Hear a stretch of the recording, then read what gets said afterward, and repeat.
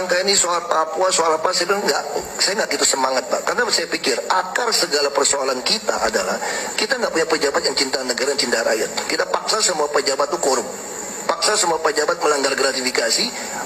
Kita ini jadi munafik.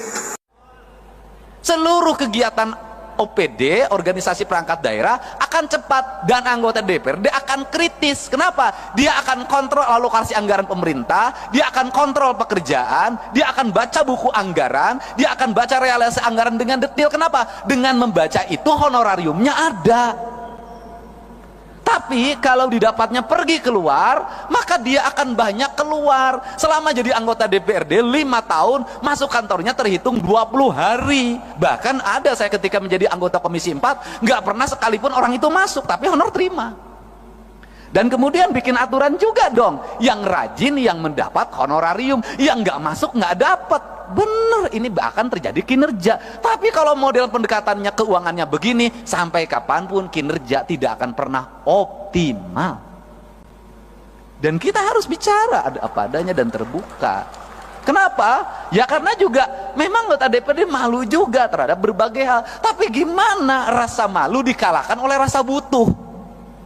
Kan ini yang harus terjadi. Nah, untuk itu mari kita bersama-sama untuk mengupayakan ini. Saya sebagai gubernur, Pak Sekda, bikinkan surat hari Senin. Saya akan berkirim surat lagi buat Pak Prabowo, buat Pak Presiden kita. Saya akan ceritakan ini. Untuk apa? Mendorong kinerja DPRD. Kinerja aparat kami akan terevaluasi dengan baik karena anggota DPRD-nya ada di kantor dalam setiap hari. Saya ngalamin dulu sebagai anggota badan anggaran, sering bertengkar sama badan musyawarah. Bertengkarnya apa? Banyak-banyakin rapat. Kalau badan anggaran sebulan 12, badan musyawarah suka bikin 23. Saya bilang, kenapa kamu 23? Kalau badan anggaran kan 11 juga ada duitnya. Ngomongnya anggaran, badan musyawarah jadwal doang. Kan begitu. Padahal belum tentu juga zaman sekarang. Kan kita kan kalau DPRD diomongin pasti duit Pak, pasti pendapatan. Kenapa? Kadurungku kabutuh. Beda dengan Pak Sekda. Kenapa? Aman. Birokrat itu kan dapat duit masuk ke rekening semua, ATM-nya dipegang istrinya, iya kan? Nah, kalau anggota DPRD tiap bulan tinggal setruknya, kan saya tahu, gitu loh. Makin kesini, makin mepet, makin kecil. Nah, beda dengan DPR RI. Udah Bu, kalau DPR RI pernah ngalamin, apalagi sekarang Bu, makin naik lagi. Padahal modal jadi anggota DPRD provinsi dan DPR RI itu sama. Saya tentu tahu yang gini-gini, kan kita pengalaman Pak. Ya kan, saya cuma nasibnya lebih bagus aja daripada bapak-bapak. Mudah-mudahan ke depan bapak juga nasibnya bisa jadi gubernur lah di daerah masing-masing, tapi jangan di Jawa Barat. Berat lawan saya. Nah ini. Nah, untuk itu maka kita ingin harapan kita ke depan adalah ingin membangun keadilan fiskal. Keadilan fiskal itu gimana sih? Saya kemarin ketemu sama Gubernur Kalimantan Timur. Ini makan pemikiran, kan kita boleh dong punya pemikiran. Saya bilang, Gubernur Kaltim penduduknya berapa? 4 juta. Berarti kalau 4 juta, saya rata-rata satu rumahnya 4. Saya bilang, berarti rumahnya kan cuma 1 juta. Iya. Loh, kalau penduduk Kaltim 1 juta, rumahnya cuma 1 juta, kan sebenarnya bagi Kaltim ngasih 5 juta per rumah bisa. Karena 1 juta kali 5 juta, 5 triliun Pak. Artinya masyarakat Kaltim untuk sejahtera itu sangat bisa. Beda dengan Jabar. Untuk Papua lebih bisa lagi. Untuk daerah yang memiliki pendapatan daerahnya tinggi dan hasil alamnya besar, sebenarnya sangat ini mungkin terjadi. Nah, apa sih yang terjadi hari ini adalah pola pengelolaan keuangan yang tersentral. Ya, teman-teman, selamat datang kembali di channel ini. Kita akan melihat bagaimana dengan situasi demo ya dari kemarin itu, teman-teman. Dan ini adalah demo yang dilakukan oleh masyarakat sipil, teman-teman, kepada DPR karena ya masyarakat menilai ketidakpuasan ya masyarakat ya di dalam kinerja DPR, sehingga ketidakpuasan masyarakat di dalam kinerja DPR itu, maka ketika DPR ya diberikan tunjangan, tambahan tunjangan, maka disitulah ya kemarahan rakyat semakin meningkat, dan disitulah ada demo kemarin tanggal 25 Agustus. Nah, kita tidak tahu ya, kita masih menunggu bagaimana kelanjutan di tanggal 26 ini teman-teman. Ya, tepatnya di hari Selasa, apakah demo ini masih berlanjut atau bagaimana. Nah, tentu kita juga nanti melihat bagaimana berita-berita selanjutnya. Ya, setelah demo ini, apakah tunjangan DPR itu yang 50 juta itu bisa ya dibatalkan atau dihapus, atau malah ya memang ya tetap mereka terima ya tunjangan tersebut. Oke, kita lihat di sini teman-teman, ini dari Kompas situasi demo. Situasi demo 25 Agustus di DPR hingga Senin malam, pos polisi dirusak, tol ditutup, KRL lumpuh. Nah, ini dikatakan bahwa ya pos polisi dirusak, kemudian tol ditutup, KRL lumpuh. Nah, berarti kemarahan publik ini sudah sangat-sangat luar biasa teman-teman ya. Aksi unjuk rasa di depan gedung DPR MPR RI Senayan Jakarta Pusat pada Senin 25 Agustus 2025 sore hingga malam berujung pada kericuhan di sejumlah titik. Demonstrasi sempat yang diwarnai simbolis dengan tabur bunga, lantas bereskalasi menjadi bentrokan, perusakan fasilitas umum hingga mengganggu arus lalu lintas dan perjalanan kereta. Sekitar pukul 16.05 WIB, mahasiswa melakukan aksi simbolis di gerbang Pancasila DPR RI.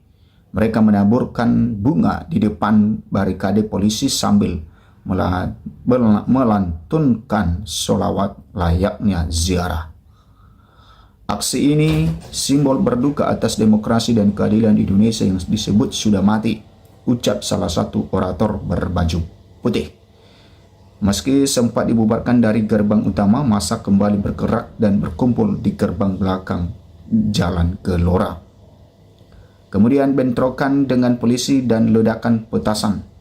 Memasuki pukul 17.00 WIB, situasi memanas. Massa pelajar STM melepaskan rentetan petasan di depan menara BNI 46 hingga pukul 17.45 WIB. Petasan digunakan untuk bertahan dari dorongan polisi yang menembakkan gas air mata setidaknya 3 kali. Mobil barikade dan water cannon dikerahkan untuk memukul mundur massa ke arah Bendungan Hilir. Namun sekitar pukul 17.50 WIB, massa kembali menyerang aparat yang mundur ke dalam gedung DPR RI. Mereka bergerak ke arah Flower Sleepy sambil melempar batu. Terowongan pejumpongan warga yang berteduh dari hujan ikut panik dan berlarian ke arah gedung KLHK. Asap gas air mata masih menyelimuti kawasan itu hingga pukul 18.09 WIB. Sejumlah awak media dan warga tampak membasuh wajah untuk meredakan perih akibat gas air mata. Kemudian massa masuk tol dan rekayasan lalu lintas. Sekitar pukul 17.00 WIB, massa aksi juga sempat menerobos masuk ke ruas tol dalam kota KM 07+400. Petugas kepolisian diarahkan menuju lokasi untuk melakukan pengaturan massa, kata senior manajer Jasa Marga Metropolitan Tol Road Ginanjar Rahmanto. Nah, akibatnya teman-teman bahwa Jasa Marga melakukan rekayasa lalu lintas kendaraan dari arah Cawang menuju Sleepy dialihkan keluar di off ramp ke kilometer 05 ya, sementara arah sebaliknya dialihkan keluar di off ramp kilometer 12+500.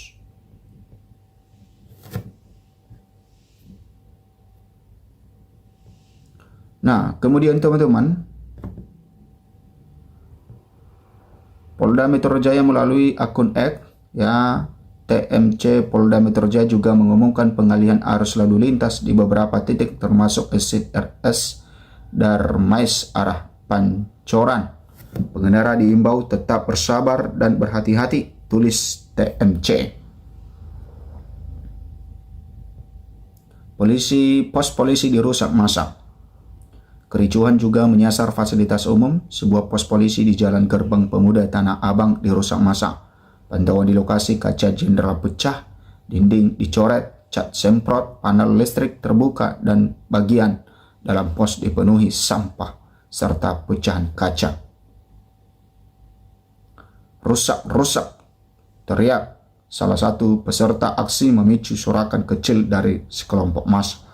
Sebagian massa merusak dengan batu dan batang bambu, sementara lainnya hanya menyaksikan. Beberapa pelajar berseragam putih abu-abu terlihat menutup wajah dengan masker dan kain. 25 pelajar ditangkap di Ciputat. Polisi juga mencegah pergerakan massa di luar Jakarta. Polsek Ciputat Timur menangkap 25 pelajar SMP dan SMA yang diduga hendak ikut demo ke DPR.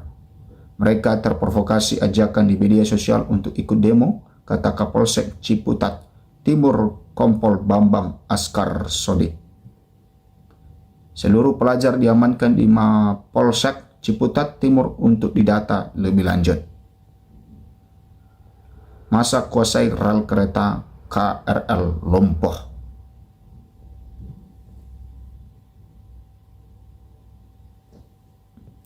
Kericuan berlanjut hingga rel kereta di bawah flyover Pejompongan. Massa memanjat pagar pembatas, memadati rel, melempari polisi dengan batu, bahkan ada yang mengibarkan bendera merah putih dan bendera One Piece.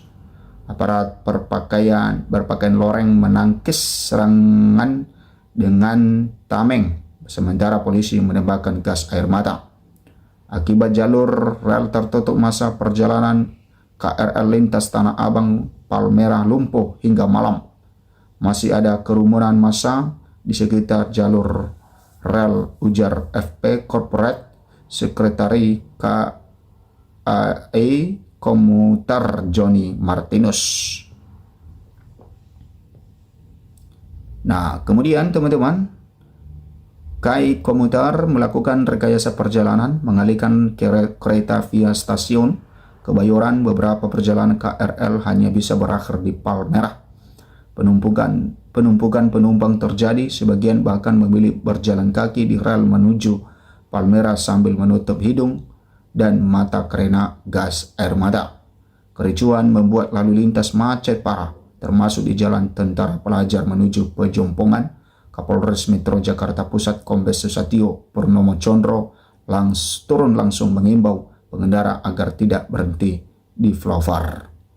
Yang masih pakai motor di flyover maju, ini bukan tontonan, tegasnya. Nah, itu teman-teman tentang ya situasi demo kemarin ya di sore hari sampai malam teman-teman. Dan tentu kita masih menunggu apakah hari ini akan berlanjut atau bagaimana, dan juga kita nanti memantau apakah tunjangan DPR yang dipermasalahkan oleh rakyat itu dihapus atau dibatalkan.